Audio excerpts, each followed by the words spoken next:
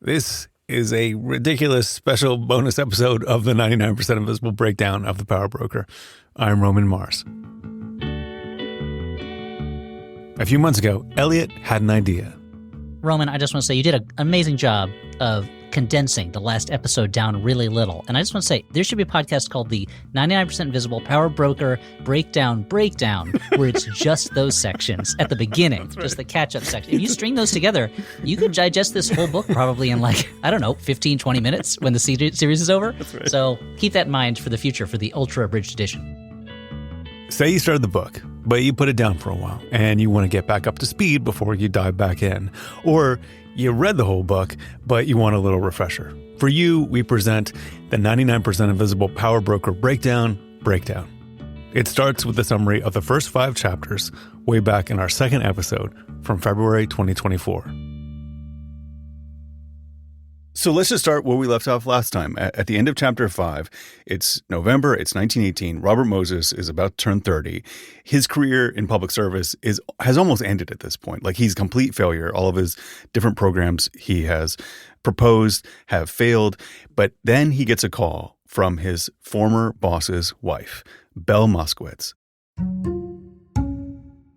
Let's get to our recap. We're going to sort of pick up where we left off at the end of chapter 10. It's 1924, and the New York State Legislature has just passed a bill written by Robert Moses, giving him enormous, hidden power to appropriate and govern land to the new State Council of Parks that is run by Robert Moses.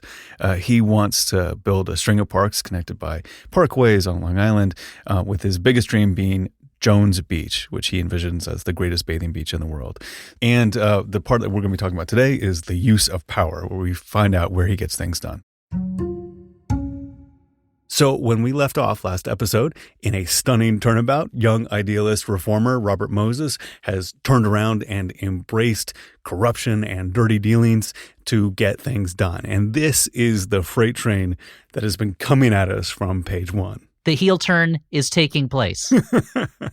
And as a result, in 3 years, with the backing of Governor Al Smith, he massively expanded the amount of public park space in New York State. He turned Jones Beach into the world's greatest weekend spot and built expressways leading to all that stuff.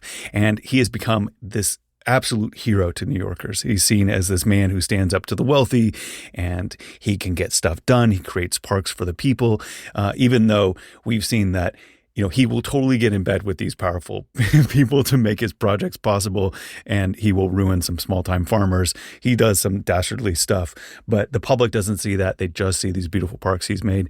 And this public idea of Robert Moses and the private reality of how Moses gets things done are really diverging at this point. And through this, and the reason why he's able to get all this stuff done is he has the support of Al Smith. And unfortunately, in 1928, Al Smith runs for and loses the presidency. He cannot run for president and run for governor at the same time. So he goes for the presidency. He reaches for that brass ring. He does not reach that brass ring at all. And Robert Moses is left trying to do the things he's trying to do. But there's a new governor in office, and this is the man who Caro promises will be one of Moses' most powerful enemies. He is known as the Feather Duster. So when we last left the Power Broker, the Depression is dawning. Robert Moses keeps opening state park projects and to great public acclaim. He's just a hero. Moses gets Governor Lehman and Mayor LaGuardia to give him total control over anything remotely park related in New York City, and passes a new law where a state person and a city person can do all this stuff at once. He immediately refurbishes New York City's major parks. He's unveiled this massive plan for building expressways and bridges through and around the city so that people don't have to go through Manhattan to get to places on either side anymore. And the Triborough Bridge Authority has begun to actually start building the Triborough Bridge, which will become the centerpiece and provide all the funding for his empire as well. But there's a little bit going on here where his pettiness is starting to seep out to people who are his staunchest allies. So, he destroys the Central Park Casino just because it was Jimmy Walker's playground, and he just, out of spite, he just wants to level it instead of turning it into something equally good or better, And so that's where we are. So he's still in that phase where he's getting a lot done. Most people are on his side, but that is about to take a turn right now with chapter 21, The Candidate. When we last left the power broker, Robert Moses had run for governor. He had been such an unlikable, unpleasant candidate that he lost more than any major party candidate had ever lost before, and his reputation is tarnished. He's completely on his ass. But President Roosevelt, a unlikely savior, in an attempt to remove him for good, has an order issued stating that New York City will get no more WPA money until it fires anyone holding both a city and a state office. This was an order written just to expel Moses. Moses leaks this to the press. He's able to frame this as the federal government trying to push around the people of New York City, and it is just what Moses needed to get his halo affixed back over his head. And under Mayor LaGuardia, Moses perfects a system of providing physical achievements for politicians to run on while threatening to resign if he doesn't get his way, although LaGuardia finds a way to take the piss out of him in this regard a little bit. Over the course of the last section, Moses is even more flagrant about ignoring orders and laws that get in his way, and he's even more ruthless about just destroying people who are trying to stop him from achieving his ends. But at the same time, he's beginning to get stretched pretty thin. He's doing all these jobs around the city. Most of them are not as accomplished or as thoughtful as like Jones Beach, and it is very clear that he's underserving New York City's poor and non-white population. And we'll see more of that ruthlessness and neglect in this episode. Because what's clear that Caro is getting to at the end of the last section was that this is not a man in love with his mission, a man in love with parks. He's become a man who's just in love with power, the love of power. The rest of the 99% Invisible Power Broker breakdown when we come back.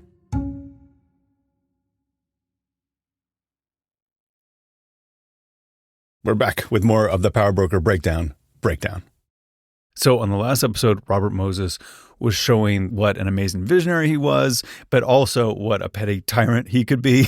On one hand, he was brilliantly taking advantage of these like tax assessments and federal programs and archival research to complete the funding of this massive West Side Manhattan construction project, which is this amazing chapter and just like how he works down $109 million to something that the city can afford. On the other hand, he's destroying neighborhoods, these historic neighborhoods. He's destroying New York's last natural wilderness space without taking anyone else's need into account and harassing the Columbia Yacht Club just because he can, because he thought that they were rude to him. It's also becoming clear how much he is using race and class when it comes to his park projects. Like he's deliberately underserving New York's poor people and people of color. And meanwhile, all these bridges and expressways that he's building that are meant to relieve New York's traffic problems are actually seeming to make traffic worse. And this is becoming this thing that is constant. It's almost a universal truth when it comes to building bridges and more roads and more lanes. But he cannot see this. This is his only solution, no matter what the outcome actually proves itself to be. And then we've also learned in this just horrible chapter, a good chapter, but a very sad chapter of Robert Moses' relationship with his own family, the decades he spent undermining the career and the success of his own brother, and his disdain and sort of completely ignoring his sister, and just completely undermining the vitality and the life force of Mary, his wife. So on the last blockbuster episode of the Power Broker Breakdown, we covered Robert Moses. He is literally busting blocks. You're not wrong, Roman. He is busting blocks full of people. Robert Moses had successfully gained control of every ingress and egress to the island of Manhattan. Like if you are in a car and you're trying to get to Manhattan or trying to leave Manhattan, and all future river crossings, you have to pay some toll to Robert Moses. He controls everything. Robert Caro took us through Robert Moses's turning the public authority into this mutant form that allows him to just have this vast amount of wealth to just keep him going and keep him making new things without having to rely on the fickle public or any politician's approval for anything. He controls so much of the money. And Moses nearly succeeds in destroying Battery Park in downtown Manhattan with his plans to make it an on-ramp to this enormous bridge to Brooklyn, which the bridge eventually doesn't happen. But it takes the power of the president of the United States to stop him from doing this. But he takes this years-long revenge, like decade-long revenge, of closing New York City's aquarium in place of Fort Clinton. And then he spends a decade trying to tear down the historic fort. Again, it just takes the federal government to stop him. And finally, this last little bit of Moses turning into the thing he hates by lending his support to the Tammany candidate, William O'Dwyer. And in exchange for lending that support, O'Dwyer gives him the post of coordinator of all construction. He's been the enemy of Tammany for his entire life, and now he's this eager ally. He lends his name to support and sort of clean up the image of the Tammany candidate. And we again visit a old, retired, unwell former politician in the form of Mayor LaGuardia, and he is talking about how much he regrets giving Moses all of this power. What LaGuardia is really nervous about is that now nobody could keep Moses in check. Like, he thought he was the last bulwark stopping Moses from running roughshod all over the city of New York. So on the last episode of the 99% Invisible breakdown of The Power Broker, we covered chapters 33 and 34, which detailed the ways in which Robert Moses spent the 1940s and 50s becoming the center of political corruption and honest graft in New York City construction world, and his lust for power that has transformed him into this kind of political machine boss that he used to despise when he was a young reformer. And then Caro does this delightful chapter on the three mayors that followed LaGuardia, which did not warrant their own chapters. It's hard to imagine a version of the book where Mayor Impey gets a full chapter to himself. As much as I love that section so much. So it's just a series of mayors that he dominated. Yeah. During this period of time.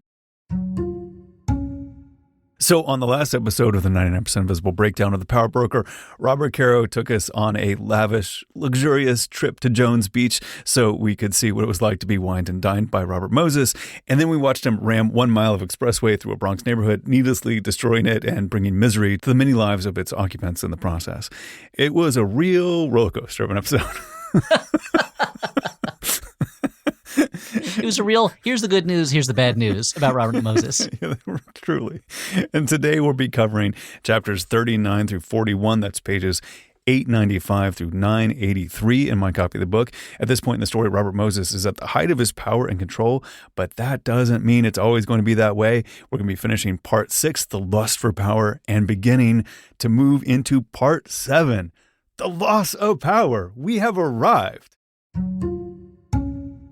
So last time on the 99% Visible breakdown of The Power Broker, Robert Caro went into incredible detail about how Robert Moses refused to include mass transit as part of his transportation plans, and it doomed New York to a future choked with cars and traffic, and really explicit detail about how awful different railroads were. It was very vivid. But we also saw how an assortment of activists were starting to recognize the serious issues with how Moses was running his slum clearance programs and the public housing construction projects.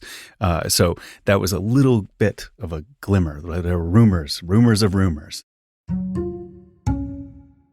So on the last Power Broker breakdown, we learned that Robert Moses tried to put a parking lot in the Tavern in the Green, on the Tavern in the Green, in the Tavern on the Green. I'm not sure. One of those. Choose your own preposition. And ran against some moms who did not want it there. And it was kind of his first big New York newspaper defeat, which was a big deal, even though the crime itself was probably not as big a deal. And it sort of tarnished Moses' reputation for infallibility and incorruptibility. The New York papers finally got off their duffs and started reporting on corruption in Moses' public housing projects. One of Moses' aides, the Mustache, tries to pick a fight, or does pick a fight with Joe Papp over allowing free Shakespeare in the park. And this is another one of these just terrible just fumbles that damages Moses' reputation as the champion of the people. And the news media discovers some fairly sort of small ball scandals that are kind of unfair to Moses, as Caro sort of freely admits. But they do actually kind of stick to him for the first time. And it encourages him to drop housing as one of the things he covers and resign his city jobs in order to become president of the 1964 World's Fair. And then, after he's lost those city jobs, or resigned from those city jobs, the new governor, Nelson Rockefeller, calls Moses' bluff. They have a little bit of a fight. Moses decides to pull his old trick, threatens to resign from all of his state appointments, and Rockefeller calls his bluff, and he accepts the resignation for his state jobs. And this is enormous self-own. That would be the true beginning of the end of Moses. And in the last section of the Power Broker Breakdown, Governor Nelson Rockefeller's plans to create a new transit authority leaves Robert Moses in the dust. And after 44 years, Robert Moses is out of a job. He still dreams of big plans like the Fire Island Highway and new housing projects, but instead he finds himself waving his pencil around in front of Robert Caro and giving speeches at various small events. Always asking, why weren't they grateful? The Power Broker Breakdown was produced by Isabel Angel, edited by Committee. Music by Swan Real. This episode was mixed by Martin Gonzalez. Original Power Broker episodes mixed by Dara Hirsch. Make sure you get your Power Broker Breakdown merch. There's a Robert Moses Band t-shirt with all the dates of the episodes and the chapters on the back, so you never forget how much you read in 2024. We've got a great sturdy tote bag that our producer Isabel has been carrying her puppy around in. And don't worry, we are working on restocking those challenge coins, so keep an eye on the website. That's 99pi.org/store. 99% Invisible's executive producer is Kathy Tu. Our senior editor is Delaney Hall. Kurt Kolstedt is the digital director. The rest of the team includes Chris Barupe, Jason DeLeon, Emmett Fitzgerald, Gabriella Gladney, Jacob Medina Gleason, Christopher Johnson, Vivian Leigh, Kelly Prime, Joe Rosenberg, and me, Roman Mars. The 99% Invisible logo was created by Stephen Lawrence. The art for this series was created by Aaron Nestor. We are part of the Stitcher and SiriusXM podcast family, now headquartered 6 blocks north in the Pandora building in beautiful Uptown, Oakland, California. You can find me on Blue Sky and Discord. We have a link to the Discord site at 99pi.org.